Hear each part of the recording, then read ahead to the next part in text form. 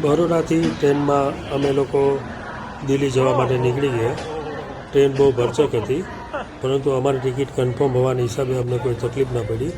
સવારે દિલ્હી પહોંચી ગયા. દિલ્હી પહોંચી અને ફ્રેશ થઈ અને અમે લોકો દિલ્હી ફરવા નીકળી ગયા. દિલ્હી અમને આખો દિવસ ફરવા માટે મળેલો, કારણ કે અમારી જે વોલ્વો બસ હતી તે રાતની હતી, તો અમે આખો દિવસ દિલ્હી એન્જોય કર્યું. આ બસ આવી ગઈ, બરાબર. અંદર ભાઈ સીટ ને બધું બતાવું, બરાબર. અમારી વોલ્વો બસ રાતે આ રીતે ડિનર માટે ઊભી રહે છે. સવાર જોયું ત્યારે અમે મનાલી પહોંચી ગયા હતા.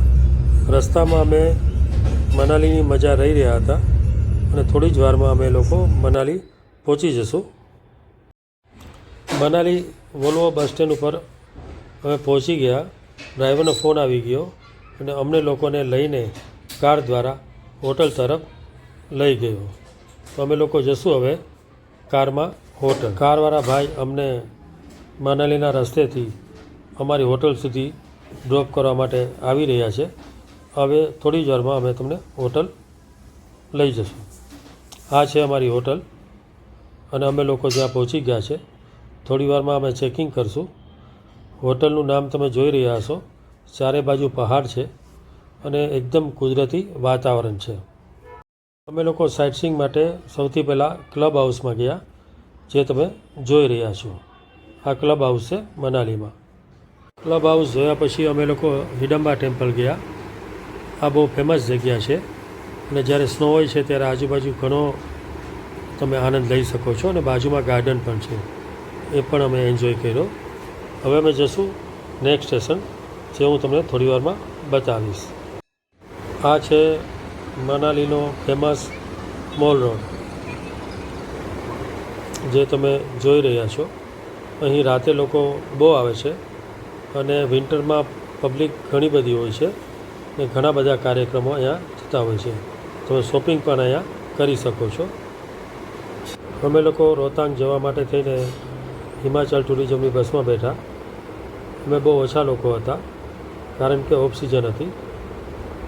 આ જે શોપ છે ત્યાંથી તમને ગરમ કપડાં મળે છે અને એ ભાડેથી તમે લઈ શકો છો, જેના 250 રૂપિયા જેવો આસપાસ ભાવ હોય છે.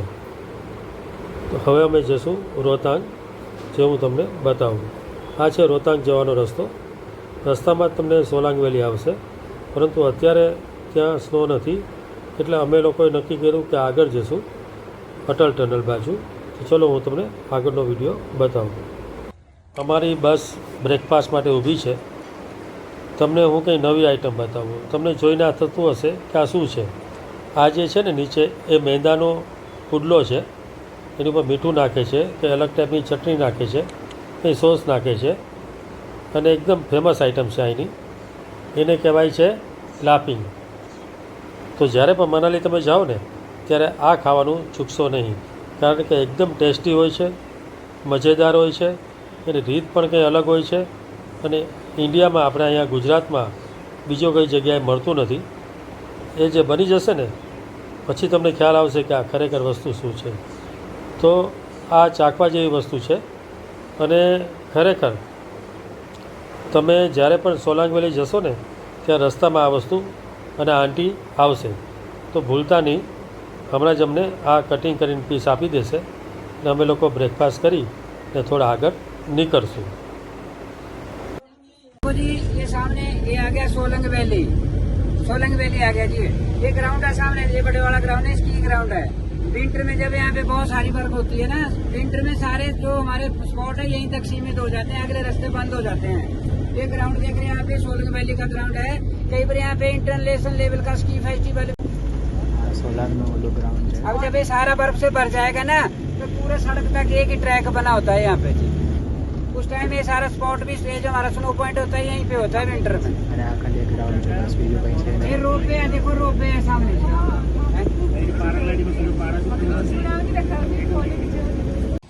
આ અટલ ટનલનો એન્ટ્રી પોઈન્ટ.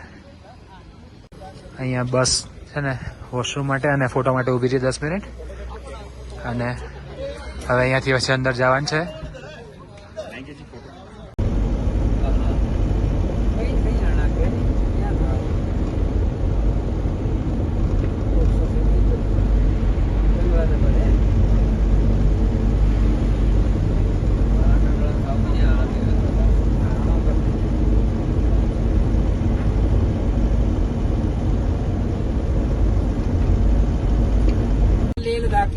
चला गया केलोंग से होता हुआ, और हम यहाँ से सीधा आगे को जाएंगे रोहतांग की तरफ को। और ये जो नदी है ना, पता है किसी को कौन सी है जी?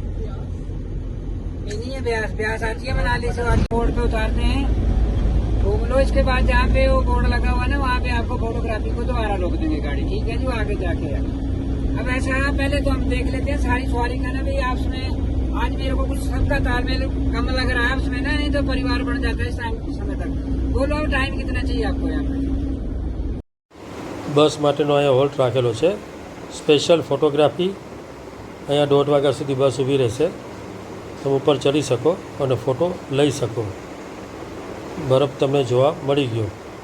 આગળ ઘણા બધા મેગીના સ્ટોલ છે અને આ રોહતાંગ પાસનો જ રસ્તો છે.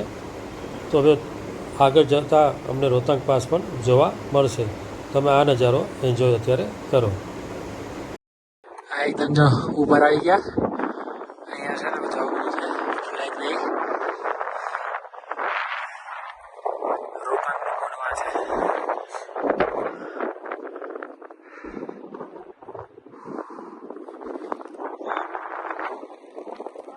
આ રોહતાંગ પાસનો 0 પોઈન્ટ છે.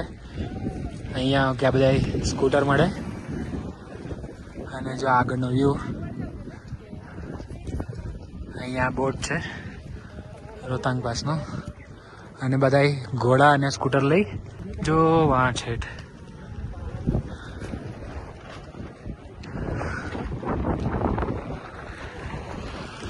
શ્વાસ મસ્ત જ આવે છે અહીંયા, પણ એવી કંઈ તકલીફ છે નહીં, ખાલી પવન બહુ છે. તો આ હતી રોહતાંગની સફર. ઘણા લોકો લાઈફમાં એકવાર રોહતાંગ જવા માગતા હોય છે. મે મહિનાના એન્ડમાં રોહતાંગ ખુલ્લું હોય છે અને તમે જઈ શકો છો. અહીંયા મરહી આવ્યું, ઉપરથી નીચે આવ્યા. અહીંયા હવે જમવા માટે ઊભા રહ્યા છે. આ એક જગ્યાએ ઊભા રહ્યા છે એ વોટરફોલ માટે. વોટરફોલનું નામ છે રાહાલા વોટરફોલ.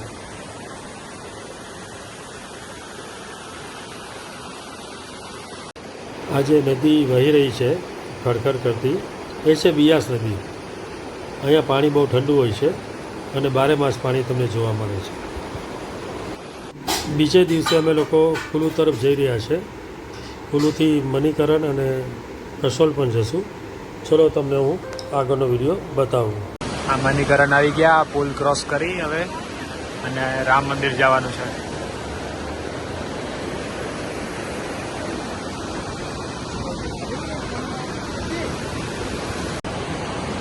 આ ગુરુદ્વારા છે.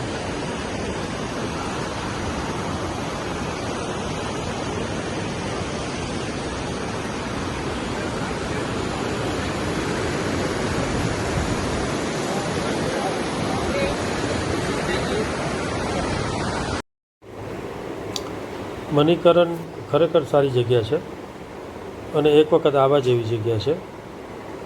આ ગુરુદ્વારામાં તમને લંગર પણ નો પ્રસાદ પણ મળશે. મેન તો આ કુંડ, જે ગરમ પાણીના કુંડ છે, એ જોવા માટે લોકો દૂર દૂરથી આવે છે. અહીં રહેવા માટેની પણ જગ્યા છે, તો તમે અહીંયા રાત પણ રહી શકો. અહીંનું ટેમ્પલ પણ બહુ સરસ છે. કુલુથી મનાલીનો રસ્તો થોડો ખરાબ છે અને આ છે કુલુ, અને કુલુનું ગાર્ડન નજીકમાં છે. રાફ્ટિંગ અમારે કરવાનું ન હોવાના હિસાબે અમે ત્યાં ગયા નહીં. તમે કુલુની બજાર જુઓ અને એનું માર્કેટનો નજારો જુઓ. કુલુમાં સફરજન બહુ થાય છે. તો આ રીતે અમારી મનાલીની સફર બહુ સારી રહી. અમે લોકો એક દિવસ લોકલ મનાલી ફર્યા, એક દિવસ અમે રોહતાંગ પાસ ગયેલા, એક દિવસ અમે મણિકરણ અને કુલુ ગયેલા. હોટલ પણ સારી હતી. 3 દિવસ અમારે ડિનર, 3 બ્રેકફાસ્ટ હતા. લોકલ અમારી પાસે ગાડી હતી. અમે લોકો બરોડાથી દિલ્હી અને દિલ્હીથી બરોડા ટ્રેનમાં આવેલા અને દિલ્હીથી મનાલી અને મનાલીથી દિલ્હી વોલ્વો બસમાં આવેલા. અમે બહુ એન્જોય કરી. તમે પણ આ પેકેજમાં આવી શકો છો.